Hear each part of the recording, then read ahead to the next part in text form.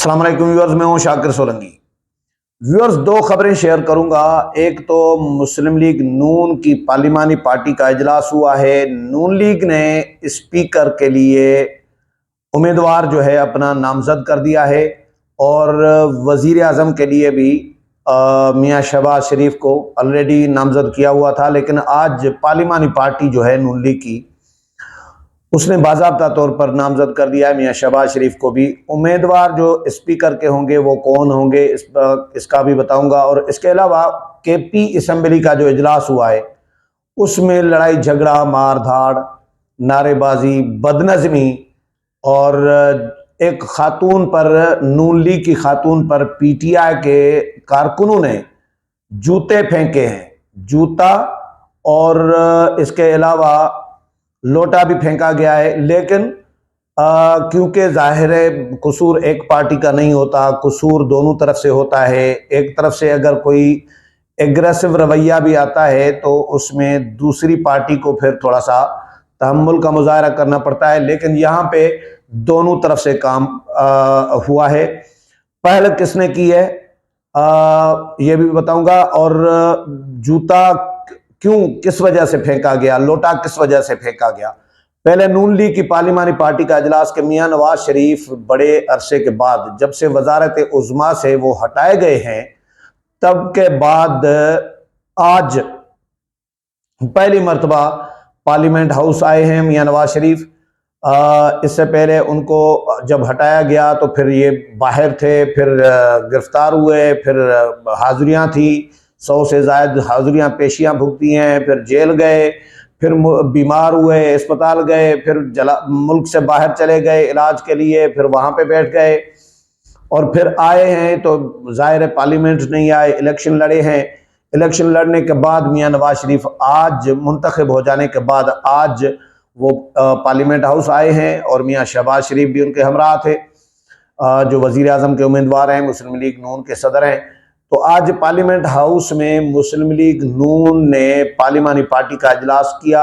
Committee number 2 जो है, बड़ा कमेटी नंबर रूम 2 ही है, बाकी कमेटी रूम जो हैं वो छोटे हैं, लेकिन 2 नंबर कमेटी रूम जिसमें पब्लिक अकाउंट्स कमेटी का भी इजलास होता है, उसमें वो बड़ा हाल है, उसमें आज इजलास किया गया। मियां नवाज शरीफ से मीडिया टॉक भी की गई है और उसके बाद इजलास के बाद अता तारड़ साहब जो हैं उन्होंने मीडिया को ब्रीफिंग दी है। सरदार अयाज सादिक साहब को मुस्लिम लीग नून ने कौमी असम्बली के स्पीकर के लिए आज बाज़ाब्ता तौर पर नामजद कर दिया है और ये नामजदगी मियां नवाज शरीफ की जानिब से की गई, जिसकी तौसीक की गई है पार्लिमानी पार्टी के इजलास में। और मियां नवाज शरीफ ने फिर शहबाज शरीफ साहब का भी नाम बतौर वजीर आजम उन्होंने नामजद किया और वो भी इजलास में मौजूद थे। अब इजलास खत्म हो गया है नून लीग का, तो अयाज सादिक के स्पीकर होंगे दोबारा से।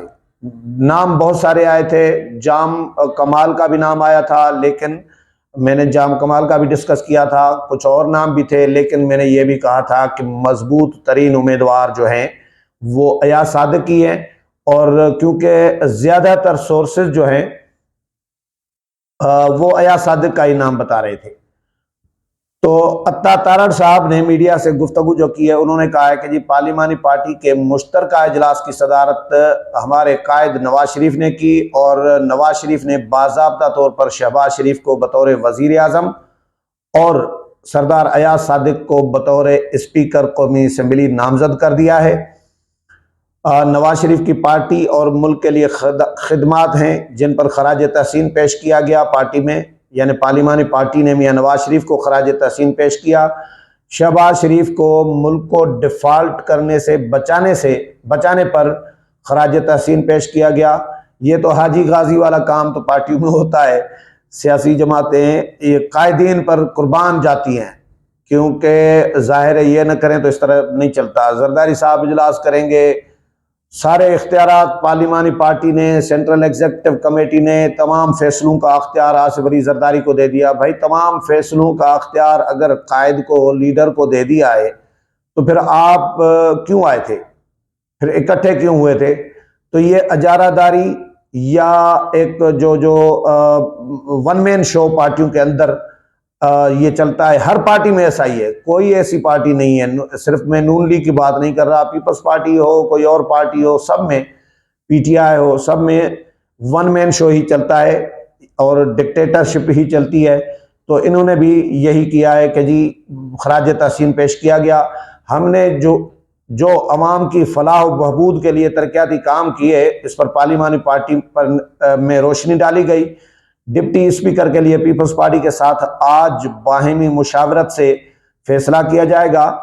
इत्तेहादी जमातों के साथ आज शाम को मुश्तरका पार्लिमानी मीटिंग होगी, यानी नून लीग, पीपल्स पार्टी और MQM और काफ लीग, ये 4 जमातें तो हैं, BAP भी शायद गालबन है, तो इनके साथ मिलकर आज पार्लिमानी पार्टी का इजलास होगा, इनका तमाम इत्तेहादियों का मुश्तरका, उसमें डिप्टी स्पीकर का भी मामला डिस्कस किया जाएगा।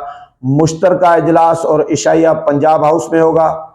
वजारत के हवाले से उनको कहना था कि न कभी ख्वाहिश की है न इजहार किया।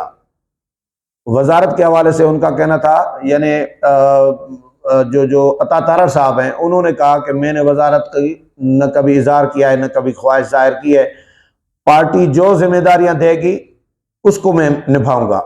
गवर्नर बलोचिस्तान के लिए पार्टी क़यादत जल्द फैसला करेगी, ये अता तारड़ साहब ने फरमाया है।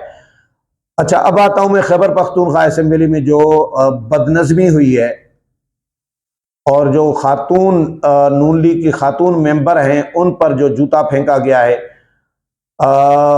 खैबर पख्तूनख्वा असेंबली के इजलास से कबल PTI कारकुनों ने मुस्लिम लीग नून की MPA सोबिया शाहिद पर जूता और लोटा फेंक दिया।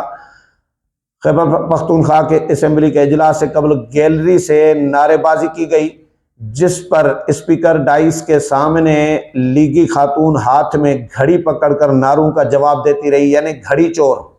घड़ी का मतलब यह है कि वो घड़ी लहरा रही थी हाथ में पकड़ के, और इस तरह जिस तरह चाबी लहराई जाती है, तो इस तरह घड़ी पकड़ के हाथ में और लहरा रही थी। अब जाहिर है घड़ी पकड़ के लहराने का मतलब क्या हो सकता है, इसकी तुक बनती नहीं है। मुस्लिम लीग नून की क़यादत को चाहिए कि ऐसे अरकान जो हैं, ख़वातीन हो, खातून हो, मर्द हो, ऐसे अरकान पर सख्ती करें और इनको समझाएं कि भाई, इनकी तरबियत करें कि भाई आप PTI के मेंबर नहीं हैं, आप नून लीग के मेंबर हैं, आप पीपल्स पार्टी के मेंबर हैं, और पीपल्स पार्टी की और नून लीग की कम अज़ कम ऐसी तरबियत नहीं होनी चाहिए अपने मेंबरान की कि वो दूसरी पार्टी को मुश्तइल करें पहले।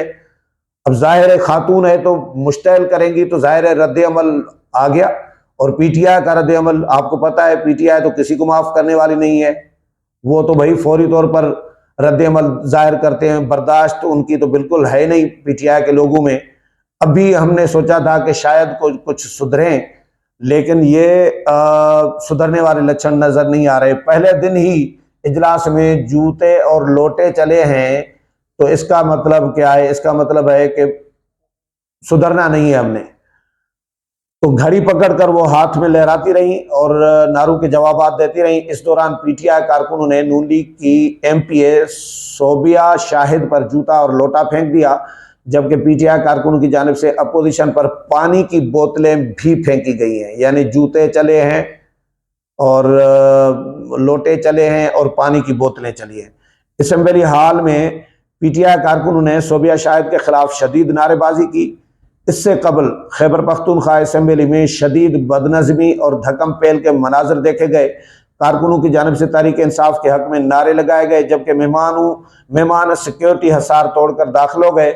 लोग बगैर पास के धक्के देकर असेंबली हाल में दाखिल हुए। ये आज इस तरह का इजलास हुआ है खैबर पख्तूनख्वा असेंबली का। पहले दिन अगर ये कुछ हुआ है खैबर पख्तूनख्वा असेंबली में, तो आगे क्या होगा?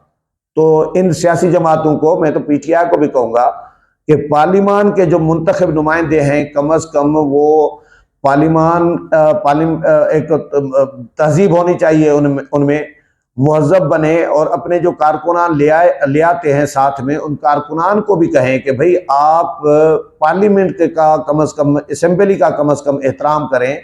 ये मुंतखब ऐवान है और मुकद्दस ऐवान कहा जाता है, तो इनको कम से कम इज्जत दो। अगर आप खुद इनको इज्जत नहीं देंगे तो बाहर से जो कारकुनान आते हैं वो क्यों इज्जत देंगे। उम्मीद है प्रोग्राम पसंद आया होगा। अगले प्रोग्राम में फिर मुलाकात होगी, तब तक इजाजत चाहता हूँ। अल्लाह हाफिज।